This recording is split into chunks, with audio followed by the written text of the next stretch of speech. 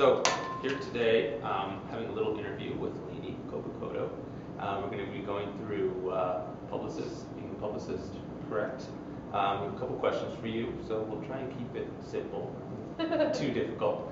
I guess we'll start off just by having you tell us a little bit about yourself and how you became a publicist and what interests you about being a publicist. Well, it kind of fell into the business at a really early age.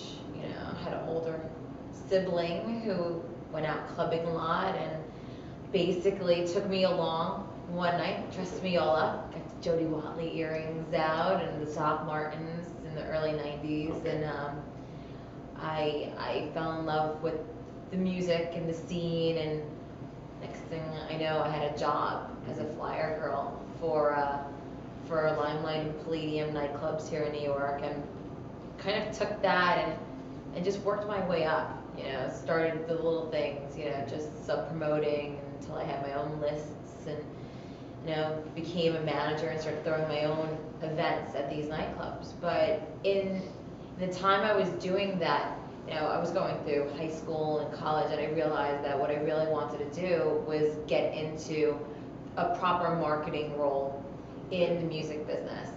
And the owner, Peter Gatien of the Limelight, Palladium, Tunnel, Club USA nightclubs, he was going through stuff at the time. You know, I mean, Giuliani had become mayor, and we were trying to figure out other ways to generate revenue into our club nights. So we kind of like started the whole sponsorship aspect of our club nights haphazardly, just out of necessity, because our budgets were cut. They're like, sorry, I gotta pay for lawyers, so we can't really pay for your DJs. So we would go to, you know, restaurants, we would go to tanning salons, we would go to anybody going, I will sell you the back of my flyer if you'll pay for this thing to get printed. And started doing all these kinds of events. I remember probably like one of the last events I did at Tunnel was for the Moulin Rouge soundtrack for the movie. Wow.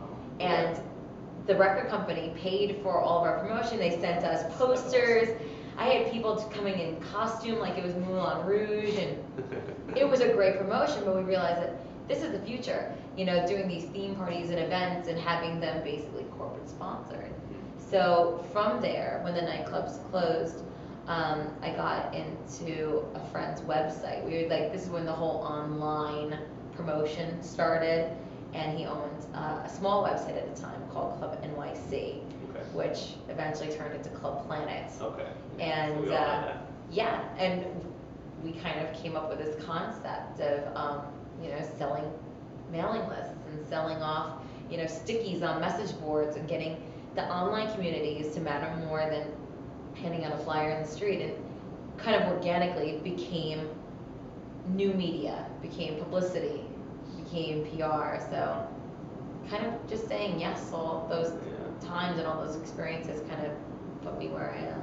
That's great. That's really interesting in terms of seeing the progression of how the industry also, I'm sure you've seen the industry grow up and go down and all these Going things. down amnesia lane right now. Well, that's good though. It's great. It's definitely good that we're interviewing that because we're going to get the best perspective. That's awesome. So, you know, I think the next question, you touched on it, but where do you draw the lines between these new marketing, different marketing, and, you know, strictly being a publicist? Because there's so many different types of, you know, obviously, types of marketing. Every day we hear about a new type of marketing, interactive, you know, so many different types. Where do you draw the line, you know, from your role versus a social media marketer's role, or is it just kind of all muddled? Or?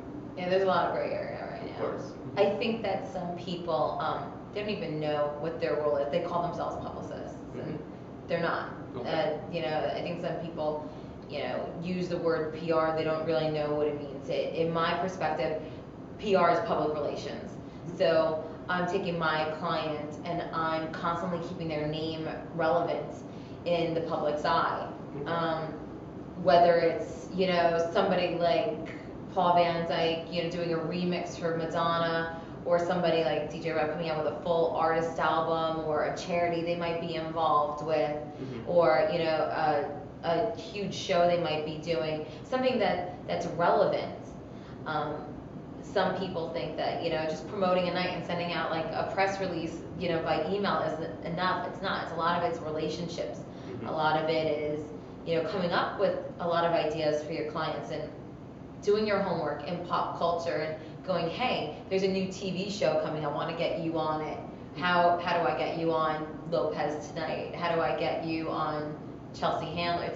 It's just because we're in nightclubs and we're in DJ culture doesn't mean that it limits us to, just being on, certain websites or certain magazines.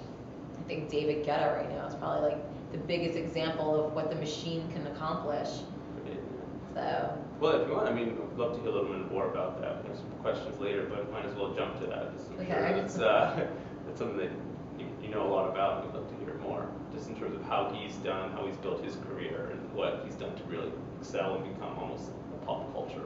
Yeah, yeah, it's great. Like I'm all about it. Yeah. Go, David, go. Yeah. Because he's taking a lot of people who might not have been recognized along the way. Paul Oakenfold did it in the early 90s. Fatboy Slim definitely. I think Fatboy Slim shattered the glass ceiling for DJs by doing Brighton, and having a DVD, come out. I think that festivals like Ultra Music Festival and Coachella have had a lot to do with us breaking through.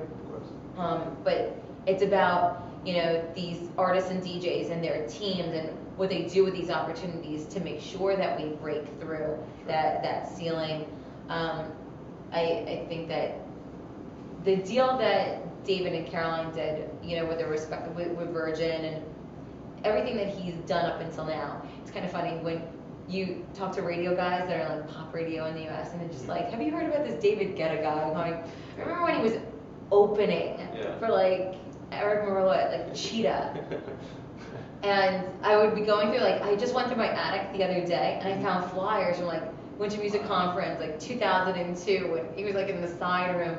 But it's great because this sound, this electronic sound, which I think a lot of us took our cue from synth pop back in the day, is making such a strong comeback that it's not even, people aren't getting influenced by us, they're stealing from us blatantly.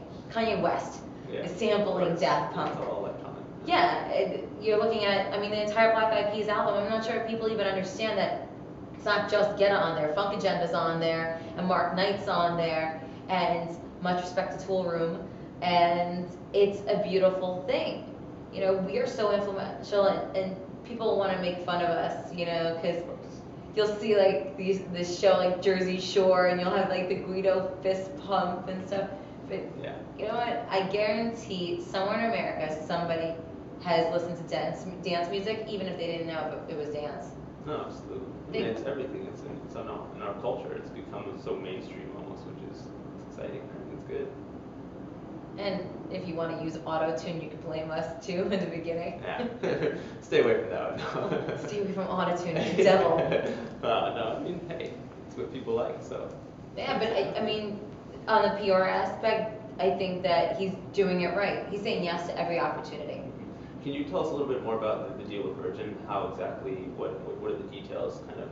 That's a Caroline question. Okay. I know that, because of what they did, it allowed several labels to promote him simultaneously, and it gave him access to a lot of people that probably smaller labels couldn't afford. And he did it right, and Caroline Copicotto, who's been his manager for a long time, she's a smart lady. Yeah. Much respect to the ladies too, getting it done for the boys.